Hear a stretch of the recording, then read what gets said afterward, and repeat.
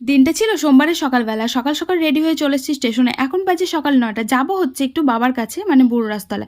ইচ্ছা তো ছিল প্রত্যেকটা সোমবার যাওয়ার, কিন্তু টাইম তো হয় না কাজের জন্য, তাই লাস্ট সোমবারটাই বেছে নিয়েছি।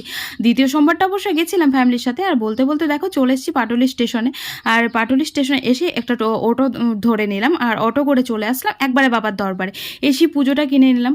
আর পুজো কিনে নিয়ে হাল তো বেহাল হয়ে গেছে। ওদিকে লাইন দেখে তারপর লাইনে দাঁড়িয়েছিলাম। ওদিকে একটা বুনু বললো যে লাইনে ফালতু দাঁড়াচ্ছ, কোন ভেতরে গিয়ে লাইনে কোনো সিস্টেম নেই। আর সত্যিই তাই, ভেতরে ঢোকার পর দেখি যে যেমন পাচ্ছে ঠেলাঠেলি করে পুজো দিয়ে দিচ্ছে। আর আমিও ভিড়ের মধ্যে সবার সাথে ঠেলাঠেলি করতে ঢুকে পড়লাম। আর ঠেলাঠেলি করে কোনো রকমে তো বাবার কাছে পৌঁছে বাবার মাথায় জলটা ঢেলে বেরোতে পেরেছি, এটাই অনেক। যাই হোক, এদিকে এসে ধূপ মোমবাতি জ্বাললাম, আর ওদিকে আবিষ্কার করলাম যে আমার ব্যাগটা ছিঁড়ে গেছে।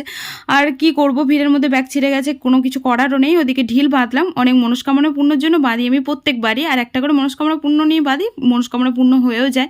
আর ওদিকে নিয়ে নিয়েছিলাম একটু আখের রস। তারপর শুনলাম এদিকে 10